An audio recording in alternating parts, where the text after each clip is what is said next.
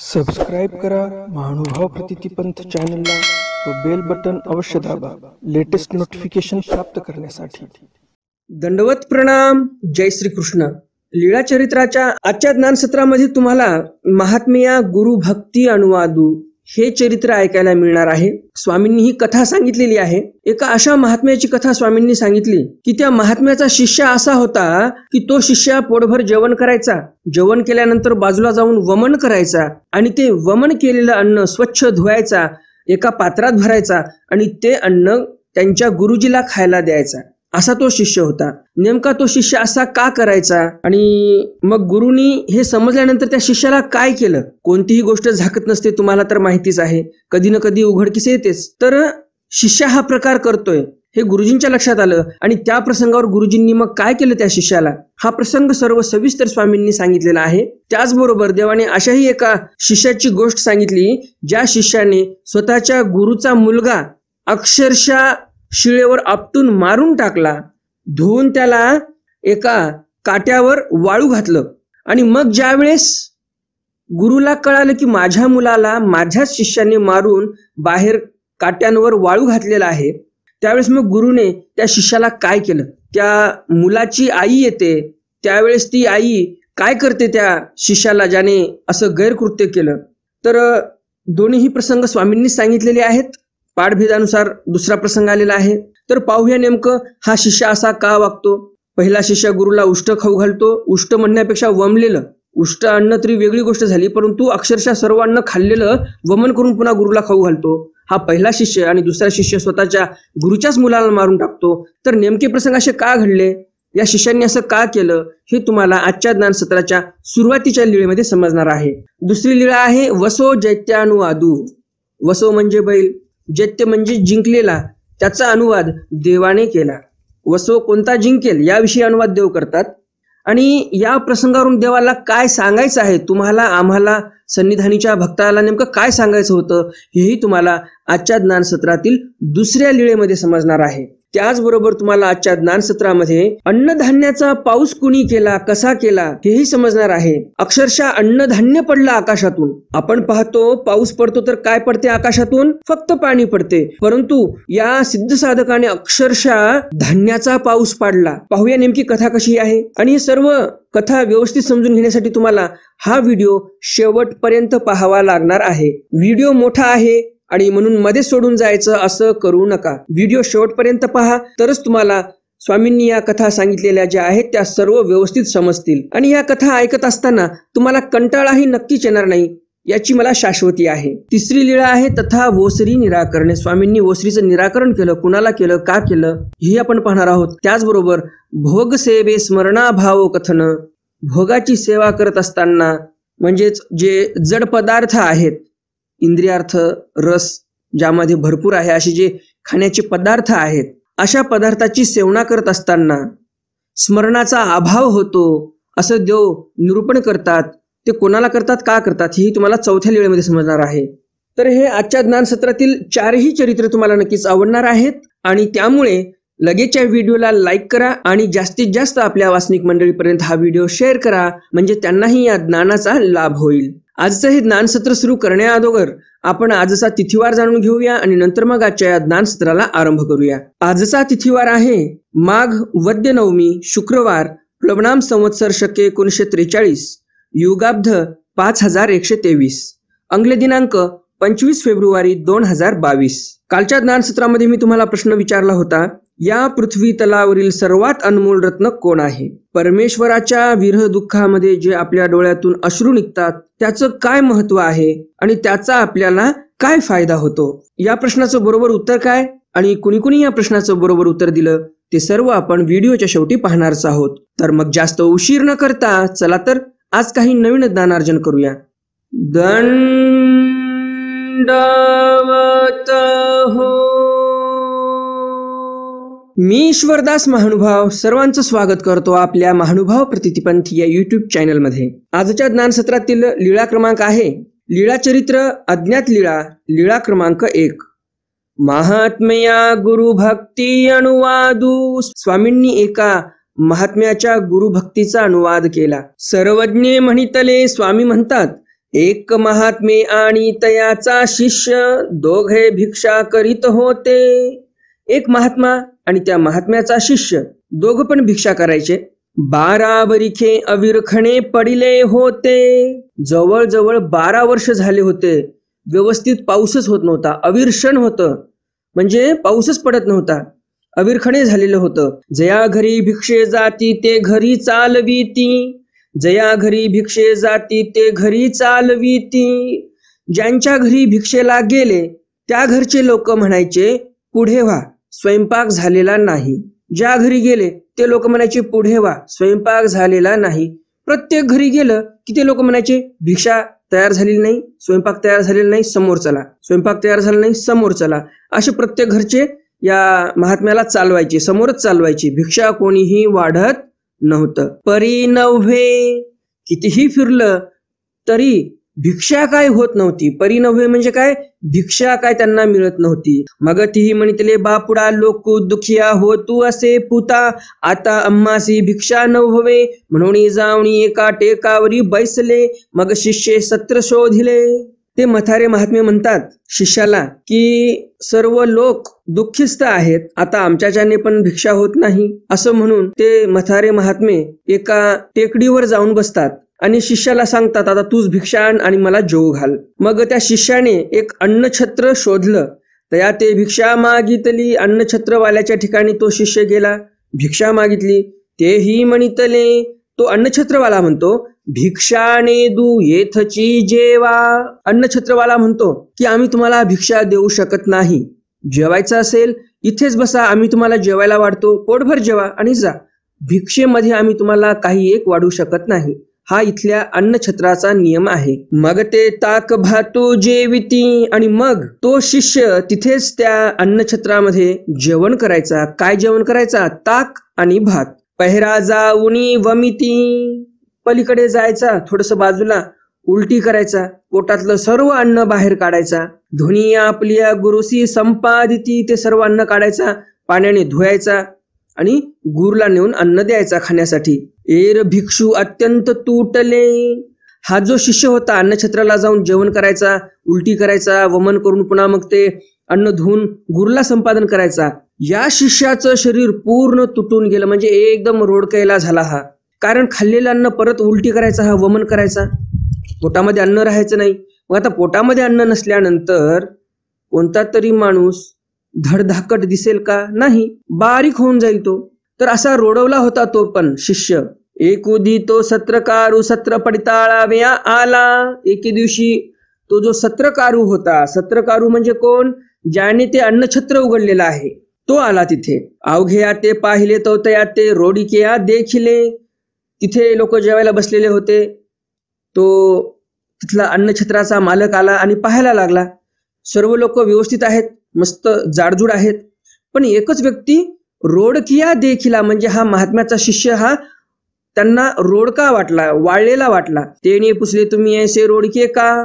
मग तो अन्नछत्राचा जो चालवणारा मेन मालक होता, तो मालक म्हणतो की सर्वजण चांगले दिसत आहेत धडधाकट, हा का बरं वाळला. आणि मग त्या अन्नछत्राच्या मालकाने त्या महात्म्याच्या शिष्याला विचारलं तुम्ही ऐसे रोडके का, तुम्ही असे वाळलेले का बरं. ना काही नाही. शिष्य म्हणतो नाही नाही तसं काही नाही, दररोज जेवायला मिळते. ना सांगा. तो अन्नछत्राचा मालक म्हणतो असं नका मोघम बोलू, आम्हाला स्पष्टपणे सांगा नेमका प्रकार काय आहे. तुम्हाला जेवायला भेटत नाही का इथे व्यवस्थित, काही त्रास आहे का, काही समस्या आहे का, सांगा, तुमची समस्या मी दूर करतो. मग मागील अवघे सांगितले. जास्तच खोदून विचारलं त्या अन्नछत्राच्या मालकाने. आणि नंतर मग त्या शिष्याने सांगितलं सर्व जे काही पूर्व वृत्तांत होता, की मी इथे भिक्षेला आलो, इथल्या कर्मचाऱ्यांनी सांगितलं आम्ही भिक्षा वाढणार नाही, जेवायचं असेल इथंच जेवून जा.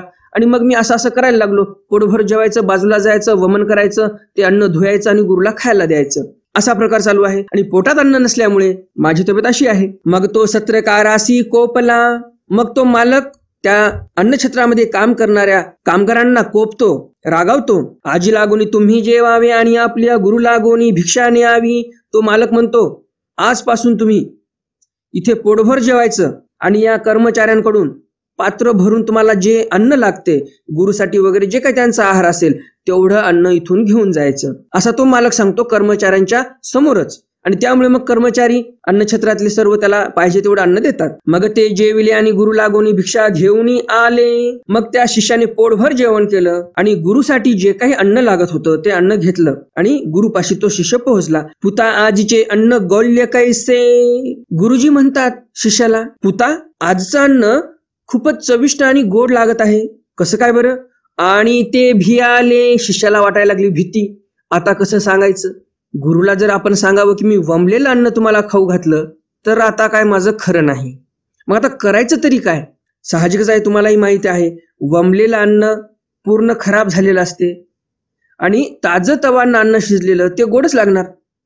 मग या शिष्याला आता भीती वाटायला लागली. गुरुला तर कळालं की आजचं अन्न गोड आहे, ताजं तवानं आहे, दररोजचं अन्न वमलेलं असायचं. आता काय करावं? शिष्या लागला घाबरायला. गुरुजी म्हणतात, भिऊ नको सांग. गुरुजी म्हणतात, अरे घाबरू नको, घाबरायला काय झालं? काय नेमका प्रकार आहे सांग तरी मला. मग अवघी व्यवस्था सांगितली आणि मग नंतर शिष्याने सर्व मागील वृत्तांत सांगितला की मी अन्नछत्राच्या ठिकाणी गेलो, तिथे भिक्षा देत नव्हते, तुमच्यासाठी जे काही अन्न लागते ते मला पात्रामध्ये देत नव्हते. मग मी पोटभर जेवायचो, वांती करायचो आणि मग ते सर्व वमलेलं अन्न धुवून काढायचो आणि ते अन्न पात्रामध्ये भरून तुम्हाला जेवायला द्यायचं. मग तेने म्हणतले पुता सीनला सीना. हे सर्व कळाल्यानंतर गुरुजी रागवत नाहीत. कारण काय त्यामागचं? कारण गुरुजींना कळालं की आपल्या शिष्याचं आपल्यावर किती प्रेम आहे, आपल्यावर किती श्रद्धा आहे. स्वतः उपवाशी राहिला माझा शिष्य आणि मला जेवायला दिलं. बरं, गुरुला जेवायला देणं का सोपं होतं का? अन्नछत्र कितीतरी लांब होतं, तिथून ते अन्न आणायचं. अन्न आणायचं म्हणजे काय तर पहिलं जेवण करायचं पोटभर, त्याचं वमन करायचं, धुवून अन्न आणायचं. आणि गुरुजी कुठे बसलेले होते? टेकडीवर जाऊन बसले होते, एका माळावर. तेवढा माळ चढायचा, गुरुजींना ते अन्न द्यायचं, स्वतः उपवाशी राहायचं. एवढी गुरुभक्ती दिसली या गुरुला आपल्या शिष्याची की गुरु प्रसन्न झाला. आणि गुरुच काय म्हणतो की पुता. पुता म्हणजे काय? पोरा. पोरा, तू खूप शिनला, खूप भागला, माझ्यासाठी खूप कष्ट सहन केले. आणि मग गुरुजी म्हणतात, अविरखणेनी लोक थोरू पीड तू असे. गुरुजी म्हणतात या दुष्काळामुळे, अविरखण म्हणजे काय तर दुष्काळ, या दुष्काळामुळे लोक खूप पिडलेले आहेत. आता सर्व धान्य होती ऐसा पाऊस आणू. गुरुजी म्हणतात, अरे आता आपण असा पाऊस आणू की सर्व धान्य होतील, म्हणजे सर्व धान्य लोकांना मिळेल. आणि काय म्हणजे आता आपल्याला हेच करायचं असं गुरुजी म्हणतात. मग सर्व धान्य होती ऐसा पाऊस आला. आणि मग गुरुजीने स्वतःच्या सामर्थ्याने असा पाऊस आणला की सर्व तळे भरले, नद्या वाहायला लागल्या आणि लोकांनी पेरण्या केल्या, सर्वांची पिकं व्यवस्थित आले, सर्व दुष्काळ निघून गेला आणि सुकाळ आला. लोका सुकाळू झाला आश्चर्य झाले. सर्व धान्य शेतामध्ये पिकलं, लोकांना सुकाळ झाला, आश्चर्य वाटलं सर्व लोकांना. ऐसे गुरुभक्तीचे कार्य. स्वामी म्हणतात असं कार्य असते गुरुभक्तीचं. सर्वज्ञ म्हणितले. स्वामी म्हणतात बाई ते तैसे सत्व होते. स्वामी म्हणतात बाई त्या काळामध्ये तसं सत्व होतं शिष्यमंडळींपाशी. आणि साधनी पुरुष दृढ होते आणि साधनावर सर्व पुरुष दृढ होते, म्हणून हे सर्व घडू शकलं. अशा प्रकारे तुम्हाला कळालंच असेल शिष्याने स्वतःचं वमन केलेलं अन्न गुरुजींना का खायला दिलं आणि गुरुनी मग त्या प्रसंगावर काय प्रतिक्रिया दिली हेही तुम्हाला समजलं. आताची जी कथा ऐकली आपण, ही कथा काही विशिष्ट पाठामधली होती आणि पाठभेदानुसार दुसरी कथा कशी आहे ती कथा तळटिपेमध्ये आलेली आहे. तर आता आपण तळटिपेचं वाचन करूया. मच्छिंद्र गोरक्षी भेटी भगमुख कथन. या चरित्राचं शीर्षक आहे पाठभेदानुसार मच्छिंद्र आणि गोरक्षाची भेट झाली आणि भगमुखी कथन. देव कथन करतात की मच्छिंद्र हा भगमुखी पडला होता. भगमुख म्हणजे काय? भगमुख म्हणजे एखादा व्यक्ती जर स्त्रियांच्या अधीन झाला, स्त्रियांच्या विषय व्यवहारामध्ये पूर्णपणे गुरफटलेला आहे, संसार चक्रात अडकून पडला, अशा व्यक्तीला भगमुख पडिला असं म्हणतात. गोरक्षी मच्छिंद्राच्या नगरासी गेला. मच्छिंद्राचा शिष्य गोरक्ष आणि हा गोरक्ष मच्छिंद्रनाथाच्या नगरामध्ये गेलेला आहे, ज्या नगरामध्ये हा मच्छिंद्रनाथ अडकलेला होता, स्त्रियांच्या व्यवहारामध्ये हा पडलेला होता आणि त्या विषय व्यवहारापासून याची मुक्तता होत नव्हती. दारवंठा रिगो बैसला. दारवंठ्यामधून प्रवेश करत होता गोरक्ष तो दारवंठेकार रिगोने दिती. दारवंठेकार म्हणायचा, अरे तुला इथे प्रवेश नाही. तयासी मच्छिंद्रनाथे निरोप दिला होता. त्या दारवंठेकाराला निरोप दिला होता मच्छिंद्रनाथाने. कोणी सिद्ध साधू पुरुष रिगोने दावा, कोणी सिद्ध साधक पुरुष येईल तर त्याला आतमध्ये प्रवेश देऊ नका. ते रिगोने दितीची मग तो तेथची बैसला. दारवंठेकार जो तिथला होता तो गोरक्षनाथाला आतमध्ये येऊ देत नव्हता आणि म्हणून गोरक्षनाथ तिथेच दरवाजापाशी बसला. संवत्सरू एकू गेला तव जटासी कोंब फुटले. 1 संवत्सर लोटला म्हणजे जवळजवळ वर्षभर गोरक्ष तिथेच बसून होता. त्या गोरक्षनाथाच्या जटांना कोंब फुटायला लागले आणि तो काय तिथून हटायला तयार नव्हता. गोरक्षनाथ जटांना दुसरे कोंब फुटले, जटांमधून जटा निघायला लागल्या डोक्याच्या. तर एवढा हट्टी होता गोरक्षनाथही, तिथून हटायलाच तयार नव्हता. एकुदी मच्छिंद्रनाथ बाहेर निघाला तो ते देखिले हा कवन रे. एके दिवशी मच्छिंद्रनाथ बाहेर निघाला आणि तो मच्छिंद्रनाथ त्या दारवंठेकाराला म्हणतो, अरे हा कोण आहे इथे बसलेला.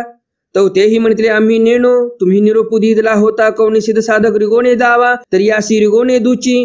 तो हे येथची बैसले. तो दारवंठेकार म्हणतो, तो जो दारवंठ्याचा रक्षक होता तो म्हणतो की तुम्ही मला निरोप दिला होता की कोणी सिद्ध साधक आला तर आतमध्ये येऊ देऊ नका, आणि म्हणून मी या व्यक्तीला इथे बसवलेला आहे. हा कोण आहे मला माहिती नाही, परंतु तुमच्या आज्ञेचं मी पालन केलं आणि या व्यक्तीला मी इथेच बसवलेला आहे. आणि दारवंठेकार पुन्हा हेही म्हणतो की संवत्सरू एकू गेला. हा व्यक्ती इथे बसून 1 वर्ष झालेला आहे जवळजवळ, इथून काय उठला नाही हा. तो मच्छिंद्रनाथ हे म्हणतले, हा गोरक्षी रे.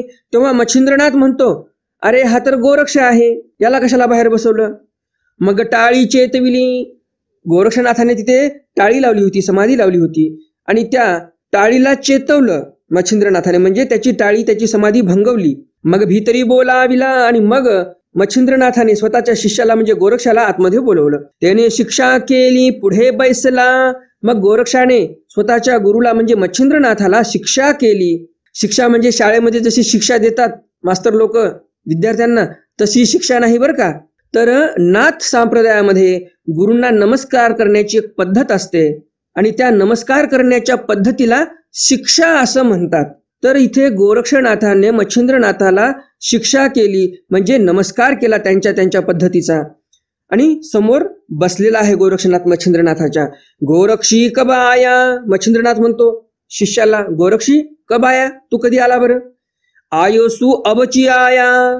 गोरक्षनाथ म्हणतो, अहो मी आताच आलो. म्हणजे या शिष्याला वर्ष झालं होतं बसून तिथे, परंतु शिष्य असा नाही म्हणला गुरुजीला, काय हो 1 वर्षभर मी वाट पाहिली, अशी कुठं पद्धत असते का. अक्षरशः माझ्या जटांना नवीन कोंब फुटले आणि मला बाहेर बसावं लागलं 1 वर्षभर. हा गोरक्ष असा नाही म्हणला. तर गुरुभक्ती अशी असावी. गुरुच्या प्रतीक्षेमध्ये याने अक्षरशः 1 वर्ष घालवलं तरी पण गुरुभक्ती याच्या हृदयातील काही एक कमी झालेली नाही. तर हा गोरक्ष गुरुजींना म्हणतो, मच्छिंद्रनाथाला म्हणतो की मी आताच आलो. आणि मग पुढं तेथील राव मारिला होता. त्या राज्याचा जो राजा होता त्याला मच्छिंद्रनाथाने मारलेलं होतं. त्याच्या 1200 राणीया घरी पातलिया होत्या. त्या राजाच्या 1200 राण्या घरीच होत्या. वडील राणी तिचिया पोटा राव आला होता. तया नाव मीननाथू ठेविला होता. वडील राणीच्या पोटी तो राजा पुन्हा जन्माला आला होता आणि त्याचं नाव मीननाथ ठेवलेलं होतं. तो वडील जालिया अवघिया जोगियांचे भस्म करील. तो मोठा झाल्यानंतर सर्व जोग्यांना मारून टाकेल, भस्म करून टाकेल. ऐसे गोरक्षी जाणे. असं ज्ञान गोरक्षाला होतं, त्याला भविष्य समजलेलं होतं. एकुदी मीननाथू मच्छिंद्रनाथाचे मांडीवरी बैसला होता. एके दिवशी मीननाथ हा मच्छिंद्रनाथाच्या मांडीवर बसलेला होता. तो त्याने विष्टी केली. त्या लहान्या मीननाथाने, त्या लेकराने विष्टी केली म्हणजे घाण केली त्या मच्छिंद्रनाथाच्या मांडीवर. मग त्याने म्हणितले. मग तो मच्छिंद्रनाथ म्हणतो, हा धोणी आणि रे गोरक्षी. मच्छिंद्रनाथ म्हणतो गोरक्षाला, अरे जा बरं याला धुवून आण. गोरक्षीनं नेला. मच्छिंद्रनाथाने गोरक्षाला काम सांगितलं की माझ्या मुलाला म्हणजेच मीननाथाला धुवून आण. गुरुनाज्ञा काय केली, धुवून आण. म्हणजे त्याने जे घाण केलेली आहे तर ते व्यवस्थित साफ करून आण.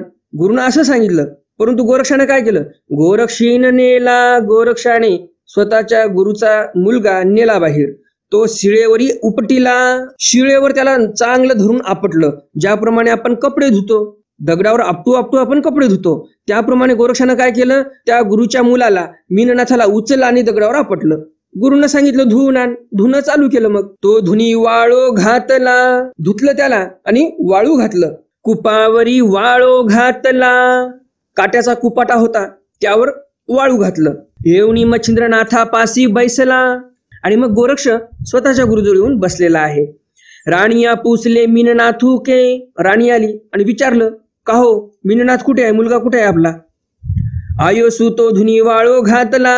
गोरक्षनाथ उत्तर देतो, आई मी त्याला बाहेर धुवून वाळू घातलं चांगल्या प्रकारे. ऐसे काही गोरक्षी केले आयोसी, तुम्ही आपले पूर्व आठवा. ना भगमुखी पडले असा हा कोणी तुम्ही नेना. हा राव मारिला होता तोची तुमच्या पोटासी आला. तो माग होता जीववारे हो का. मजसारखे सहस्त्रसिंगी वाजविती ते धवा तो उठील. गोरक्ष म्हणतो त्याला धुवून वाळू घातलं. मग गुरु म्हणतो, अरे असं काय केलं, तुला त्यांनी घाण केली होती म्हणून धुवायला सांगितलं, तू तर माझ्या मुलाला मारूनच टाकलं. आणि मग गोरक्षनाथ म्हणतो मच्छिंद्रनाथाला, अहो तुम्ही तुमचं पूर्व काहीतरी आठवा. पूर्वी कसे होते तुम्ही. या सर्व भगमुखी पडल्यामुळे तुमचं सर्व काही विस्मृत झालेलं आहे. तुम्ही किती सामर्थ्यवान आहात. साहजिकच आहे, तुम्हाला माहिती आहे गोरक्षनाथ किती सामर्थ्यवान होता आणि गोरक्षनाथाचा गुरु मच्छिंद्रनाथ म्हणजे तो किती सामर्थ्यवान असेल. परंतु या विषय व्यवहारामध्ये अडकल्यामुळे, संसारामध्ये अडकल्यामुळे या मच्छिंद्रनाथाला मी स्वतः काय आहे हेही आठवत नव्हतं. आणि म्हणून गोरक्ष म्हणतो, अहो तुम्ही असं काय करताय, मुलांसाठी रडताय तुम्ही. तुम्ही तुमचं पूर्व आठवा. तुम्ही किती सामर्थ्यवान आहात. इथे भगमुखी पडिले असा. या स्त्रियांच्या वेढ्यामध्ये तुम्ही अडकून पडलात. या स्त्रियांच्या विषय व्यवहारामध्ये एवढे तुम्ही गुरफटून गेलात की तुम्हाला काही आठवत नाही तुम्ही काय होतात आणि काय झालात. आणि तुम्हाला हेही माहिती नाही का हा तुमचा मुलगा म्हणजे कोण आहे. तुम्ही ज्या राजाला मारलं तोच तुमच्या पोटशी जन्माला आला. आता हा पुन्हा मोठा होणार आणि पुन्हा आपल्या जोगी लोकांनाच हा मारणार. तो मच्छिंद्रनाथ म्हणतो, तो माग होता जीववारे. मच्छिंद्रनाथ म्हणतो, काही असो माझ्या मुलाला जिवंत कर.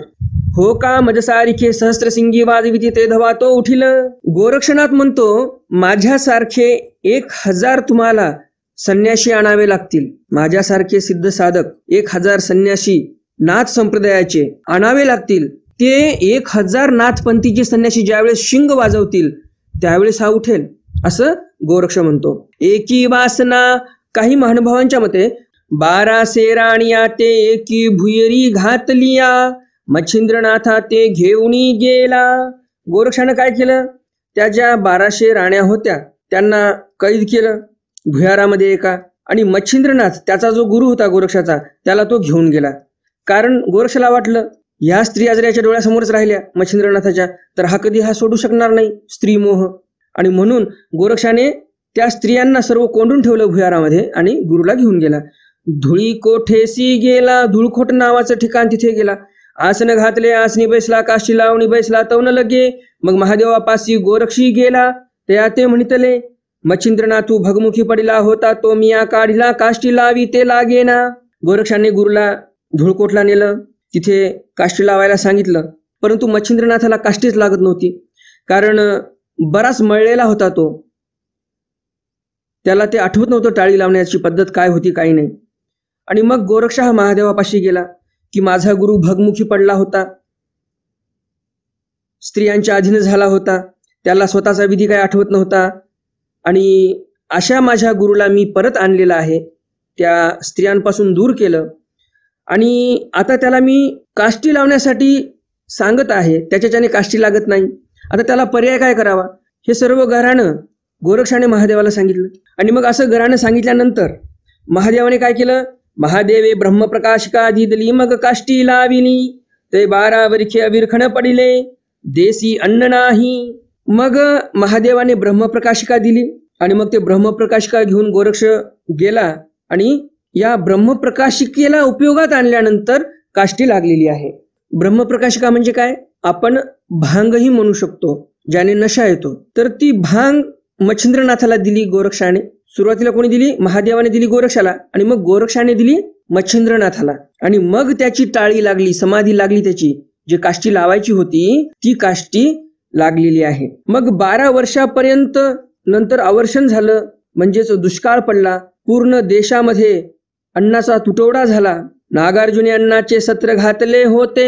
नागार्जुन हा एक मोठा रसायन तज्ञ होता. ह्यापूर्वी मी तुम्हाला सांगितलेलं आहे. केमिस्ट्रीमध्ये फादर ऑफ केमिस्ट्री असं म्हणू शकतो. भारतातील हा एक फार मोठा वैज्ञानिक, ज्याला आपण फादर ऑफ केमिस्ट्री म्हणू शकतो. रसायनशास्त्रामध्ये यांनी भरपूर काही काम केलेलं आहे त्या काळामध्ये, रसायनशास्त्रामध्ये. तर केमिस्ट्रीचे बाप होते हे, म्हणजेच एक मोठे वैज्ञानिक होते असं म्हणू शकतो. परंतु आपल्या भारतीय संस्कृतीमध्ये वैज्ञानिकांना ऋषी म्हणण्याची पद्धत आहे. हे एक मोठे ऋषी होते, संन्यासी होते नागार्जुन म्हणजे, परंतु फार मोठे वैज्ञानिक होते. जसं आपल्याला माहितच आहे, वाघभट्ट होऊन गेले, चरक होऊन गेले, सुश्रुत होऊन गेले, हे सर्व ऋषी होते. ऋषी होते, परंतु त्यांनी फार मोठे संशोधन केलेले आहेत. या मनुष्याला निरामय जीवन जगण्यासाठी कोणती जडीबुटी लागेल, कोणत्या शस्त्रक्रिया कराव्या लागतील, हे सर्व काही त्यांनी हजारो वर्षापूर्वी संशोधन करून ठेवलेले आहेत. तर हे आपल्या भारतातील वैज्ञानिक होते.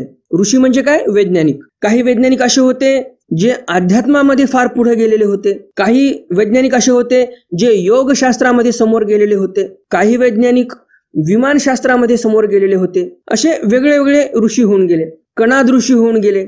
ॲटॉमिक पॉवरचं सर्वात पहिले संशोधन कोणी केलं असेल तर ते कणाद होते, ज्यांनी अणूचा शोध लावला. अणूमध्ये किती सामर्थ्य आहे हे कणाद ऋषींनी शेकडो वर्षापूर्वी सांगितलेलं आहे. परंतु आपल्या भारतावर इंग्रजांनी राज्य केलं, मुसलमानांनी राज्य केलं, आणि या लोकांनी काय केलं? आपला जो उज्ज्वल इतिहास आहे, आपली जी भारताची उज्ज्वल विज्ञान परंपरा आहे, ते सर्व झाकून ठेवली. आपल्याला ते माहीतच होऊ दिली नाही. आणि आपल्याला शाळेमध्ये काय शिकवतात? मुघलांचा इतिहास, कुतुबुद्दीन ऐबक कोण होता, हैदर अली कोण होता, अहमद शाह अब्दाली कोण होता, औरंग्या कोण होता, अकबर्या कोण होता, याविषयी शिकवतात आपल्याला. तर या लोकांना असं वाटते की जो काही हिंदू समाज आहे यांना यांचा गौरवशाली इतिहास जर माहिती झाला तर हे जागरूक होतील, आणि जागरूक झालेला समाज कधीही कोणाचा गुलाम होत नाही. जसं आपण पाहतो आता सध्या आपला समाज बराच गुलाम झालेला आहे. धर्मनिरपेक्ष म्हणून या मुस्लिम प्रसारक लोकांचा गुलाम झालेला आहे, ख्रिश्चन मिशनऱ्यांचा गुलाम झालेला आहे आपला समाज. आणि आपल्या मानव पंथामध्ये पण असं खूळ निघालेलंच आहे. काही ठिकाणी मी पाहिलं सर्व धर्म परिषद म्हणून आपल्या मानव पंथामध्ये पण अशा परिषदा घेतलेल्या आहेत.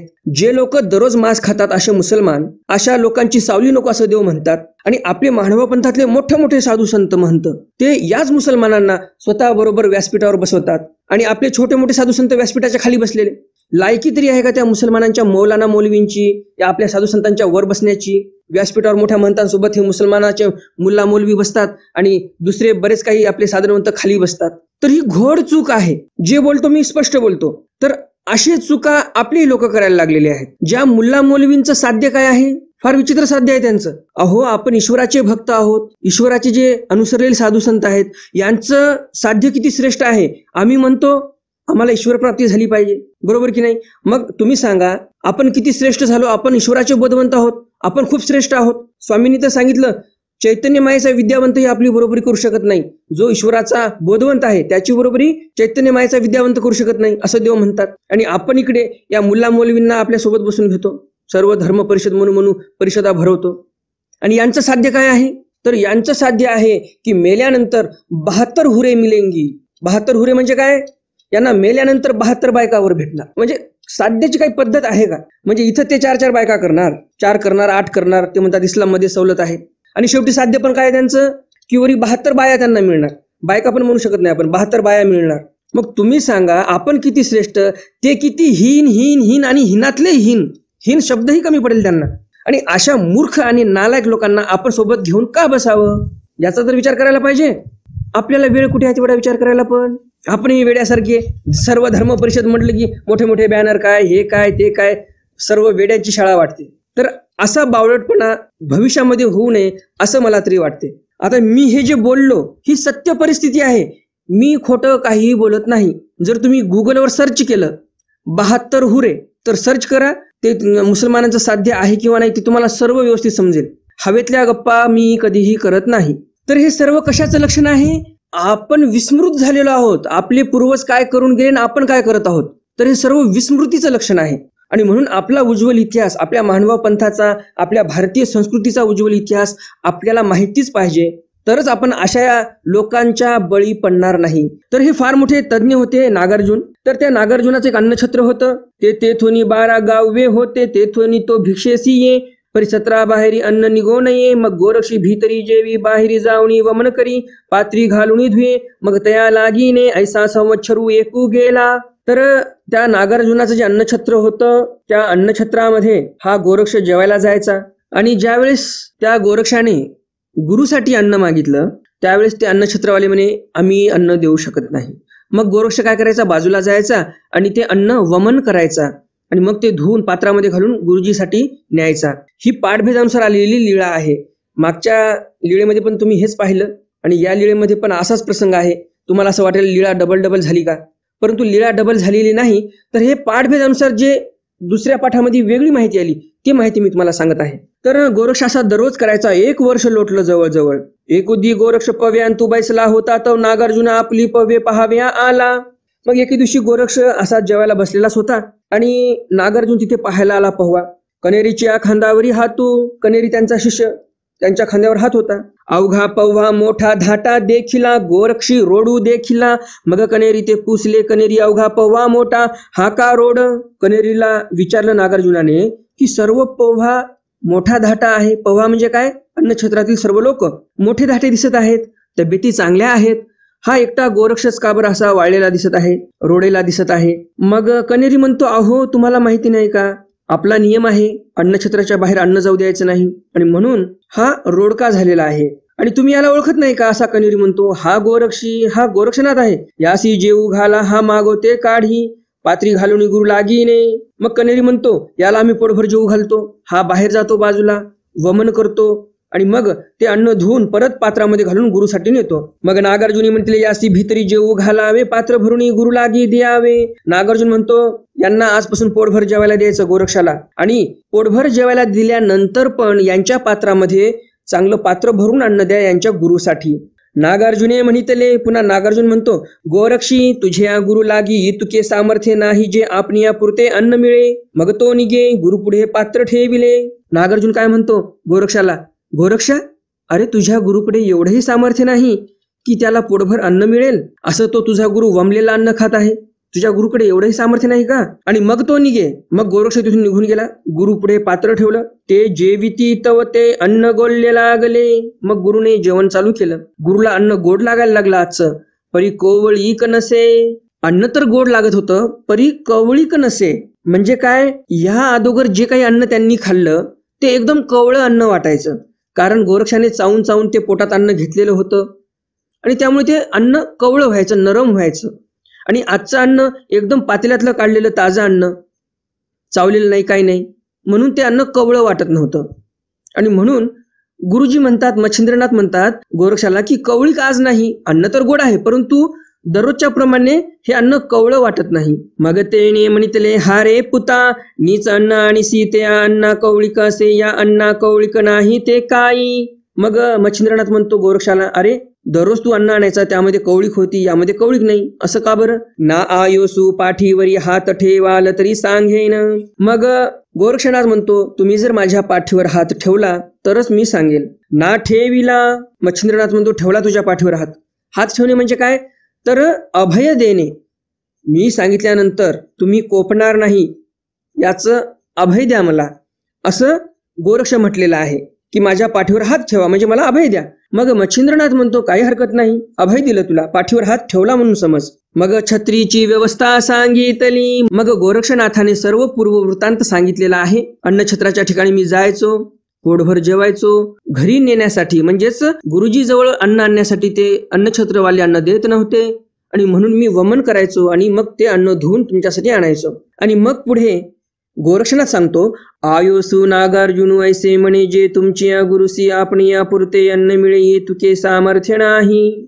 आणि मग गोरक्षनाथ म्हणतो की मला हा नागार्जुन असा म्हणाला की तुमच्या गुरुजवळ एवढंही सामर्थ्य नाही का की स्वतःच्या उदरनिर्वाहापुरतं ते अन्न मिळवू शकतील. हो का चोहाट वटिया ऐसे फोकरी जे, जे धान्य वरिखो की पाणी वरिखो, लोके विचारिले पाणी वरिखेल मा वाहो कै मा पेरू कै तरी धान्य वरिखा म्हणो. मग मच्छिंद्रनाथ म्हणतात गोरक्षाला तुम्ही जा गावामध्ये लोकांना विचारा की अन्नाचा पाऊस पाहिजे की पाण्याचा पाऊस पाहिजे असं लोकांना विचारा. मग गोरक्षनाथ गुरुने सांगितल्याप्रमाणे चौहाट्यावर जातात म्हणजे चौकात जातात आणि फोकरतात म्हणजे दौंडी पिटवतात असं आपण म्हणू शकतो. फोकरी म्हणजे काय, दौंडी पिटवणे. तर अशी दौंडी पिटवतात की तुम्हाला अन्नधान्याचा पाऊस पाहिजे की पाण्याचा पाऊस पाहिजे. मग लोक विचार करतात की पाणी पडेल, पाऊस पडेल, मग आपण कधी शेतामध्ये जाऊन पेरणार, पेरल्यानंतर कधी ते पीक निघणार, धान्य कधी पक्व होणार आणि कधी घरी धान्य येणार आणि कधी जेवायला मिळणार. यापेक्षा गावातील लोक म्हणतात की धान्याचाच वर्षाव करा, सरळ धान्यच आम्ही भरून घेऊ घरामध्ये. हो का तरी आपला लिया ठाईचे घ्यावे आणि काचे निघावे. लगेच गोरक्षनाथ म्हणतात काय हरकत नाही, धान्याचा पाऊस पडेल, परंतु तुमच्या घरी जेवढा पाऊस पडला तेवढाच तुम्ही घ्यायचा. बाजूच्याचा धान्याचा पाऊस तुमच्याकडे ओढून घ्यायचा नाही. त्यांच्या घरी जे धान्य साठवलेलं आहे ते धान्य तुम्ही घ्यायचं नाही. नाहीतर दारामध्ये सडा पडलेला आहे, पाऊस पडलेला आहे धान्याचा, मग शेजाराचंही भरून घ्या, असं करायचं नाही असं गोरक्ष सांगतो. मग आपुला आलीची घरी खळी वाखारिया केलिया. मग सर्व लोकांनी आपल्या आपल्या घरचे जे काही खळे होते ते भरून घेतले, वाखाऱ्या भरून घेतल्या. मग धान्य वरिखो लागली. मग आपुला आलीची घरी खळी वाखारिया केलिया. मग घरातले सर्व काही भांडे कुंडे जे काही कणग्या होत्या ते सर्व रिकामा केल्या, व्यवस्थित झाडपूस केली त्यांची. मग धान्य वरिखो लागले आणि मग धान्याचा पाऊस चालू झाला. आणि काचे हात घेतले आणि वरिखो राहिली. आणि मग लोकांनी सर्व आपलं अन्नधान्य आपल्या घरामध्ये साठवून ठेवलं. आणि मग लोकांचा लोभ काय आवडतो का, लोकांच्या मनामध्ये लोभ शिरला. मग लोक काय करायला लागले, आजूबाजूच्याच पण धान्य घ्यायला लागले. आणि असं नियमाचा भंग झाला की धान्याचा पाऊस थांबला. मग सर्व नियम दिले भक्ती तरी गोरक्षीची. मग स्वामी म्हणतात भक्ती असावी तर गोरक्षासारखी असावी. भक्ती तरी महात्म्याची गा ऐशी भक्ती विसेखिली. किंवा मग देव म्हणतात भक्ती त्या महात्म्यासारखी असावी, ज्या महात्म्याची कथा अगोदर सांगितली मी तुम्हाला. तर देव म्हणतात एकंदरीत भक्ती अशी असावी, कधीही श्रद्धा डळमळीत झाली नाही पाहिजे आपली. तर अशा प्रकारे स्वामींनी सांगितलेल्या दोन्हीही कथा तुम्हाला नक्कीच आवडल्या असतील. आणि अजून जर तुम्ही या व्हिडिओला लाईक केलं नसेल तर लगेच या व्हिडिओला लाईक करा आणि जास्तीत जास्त आपल्या वासनिक मंडळीपर्यंत हा व्हिडिओ शेअर करा, म्हणजे त्यांनाही या ज्ञानाचा लाभ मिळेल. उर्वरित जे 2-3 चरित्र आहेत ते आपण उद्याच्या ज्ञानसत्रामध्ये पाहणार आहोत. आजची वेळ आपली जास्त झालेली आहे उलट, कारण ह्या 2 चरित्रांनीच खूप वेळ आपला घेतलेला आहे. आजच्या ज्ञानसत्रातील प्रश्न आहे, शिष्यांनी स्वतःच्या गुरुला उष्ट खाऊ घातलं तरी पण गुरु त्यांच्यावर का कोपले नाही. दुसरा प्रश्न आहे, शिष्यांनी स्वतःच्या गुरुच्या मुलाला मारून टाकलं तरी पण गुरु त्यांच्यावर कोपले नाही, त्यामागचं काय कारण होतं. असे 2 प्रश्न आजच्या ज्ञानसत्रातील आहेत. आता पाहूयात आपण कालच्या ज्ञानसत्रातील प्रश्न, त्याचं उत्तर आणि कोणी कोणी त्या प्रश्नाचं बरोबर उत्तर दिलं त्या सर्व वासनिक मंडळींची नावं. कालच्या ज्ञानसत्रामध्ये मी तुम्हाला प्रश्न विचारला होता, या पृथ्वी तलावरील सर्वात अनमोल रत्न कोण आहे. या पृथ्वी तलावरील सर्वात अनमोल रत्न हा ईश्वराच्या विरहामध्ये अश्रू ढाळणारा अनुसरलेला पुरुष आहे. काही जणांनी कमेंट केली की अनुसरलेले या पृथ्वी तलावरील रत्न आहेत. मी असं कधीही म्हटलो नाही. मी कालच्या ज्ञानसत्रामध्ये तुम्हाला हे सांगितलं की जे अनुसरलेले आहेत आणि ईश्वराच्या विरहामध्ये जे अश्रू ढाळतात ते अनुसरलेले पुरुष रत्न आहेत. जे ईश्वराच्या विरहा दुःखामध्ये अश्रू ढाळतात, हे वाक्य महत्वाचं आहे. फक्त अनुसरलेले पुरुष या पृथ्वी तलावरील रत्न आहेत, हे उत्तर चुकलेलं आहे. तर अनुसरण घेऊन जे ईश्वरासाठी अश्रू ढाळतात, ईश्वराचा विरह भावतात, ईश्वराच्या वियोग दुःखामध्ये दररोज अश्रू ढाळतात, तेच फक्त या पृथ्वी तलावरील अनर्घ रत्न आहेत, अनमोल रत्न आहेत. नसुद्धे अनुसरलेले अनमोल रत्न आहेत, हे उत्तर चुकलेलं आहे. दुसरा प्रश्न होता, आपल्या डोळ्यातून ज्या अश्रुधारा येतात किंवा अश्रूचे 2 थेंब येतील ईश्वराच्या विरह दुःखामध्ये, त्या 2 थेंबाचा आपल्याला काय फायदा आहे. ईश्वराच्या विरह दुःखामध्ये आपल्या डोळ्यातून जर 2 थेंब जरी बाहेर आले तर त्या अश्रूंचा फार आपल्यासाठी फायदा आहे. त्या 2 थेंब अश्रूंमुळे पापाच्या राशीच्या राशी नासून जातात असं देव म्हणतात. एवढं सामर्थ्य आहे तुमच्या त्या अश्रू ढाळण्यामध्ये. आणि म्हणून मी तुम्हाला सांगत असतो, ईश्वर प्राप्त करायचं आहे तर स्वतःच्या मनगटाच्या बळावर प्राप्त करायचं आहे. आपण तेवढं दुःख करायचं आहे, आपण तेवढा प्रयत्न करायचा आहे. पैसा असो नसो घेणे देणं नाही. अश्रू ढाळण्यासाठी काय पैसा लागतो का हो? 1 रुपयाही लागत नाही. परंतु ह्या अश्रू ढाळण्यामुळे करोडो रुपये खर्च करून जो फायदा होणार नाही तेवढा फायदा होतो. किती मोठा उपाय सांगितलेला आहे देवाने. बऱ्याच वेळा मी सांगतही असतो तुम्हाला. तर या प्रसंगावरून आपल्याला हेच लक्षात येते, देवाने आपल्याला फुकटामध्ये एवढा उपाय सांगितलेला आहे मोठा. परंतु आपण ईश्वरासाठी अश्रू ढाळत नाही तर स्वतःच्या प्रपंचासाठीच अश्रू ढाळत बसतो. हेच फार मोठं दुःख आहे. ईश्वराने सांगितलेलं गेलो विसरून आपण आणि प्रपंचासाठी ढसढसा रडतो आपण. ज्या रडण्यामुळे पुण्य तर काही होणार नाही, पापच लागेल. आणि ज्या रडण्यामुळे पुण्य प्राप्त होते त्यासाठी कधी आपण रडत नाही. या प्रसंगावरून, हे जे मी बोललो या प्रसंगावरून मला एक वाक्य आठवते. इथे उलटी वाहते न्यायाची ही गंगा, झाले इमान पोरके नीती माजविते दंगा. इथे गंगा सर्व उलटच वाहताना दिसत आहे मला. ज्या परमेश्वरासोबत इमान राखायला पाहिजे आपण, ते इमान आपण पोरकं केलं आणि या प्रपंचासाठीच आपण दंगा माजवत बसतो, रडत बसतो. जे देवधर्म केला तो या प्रपंचासाठीच केला.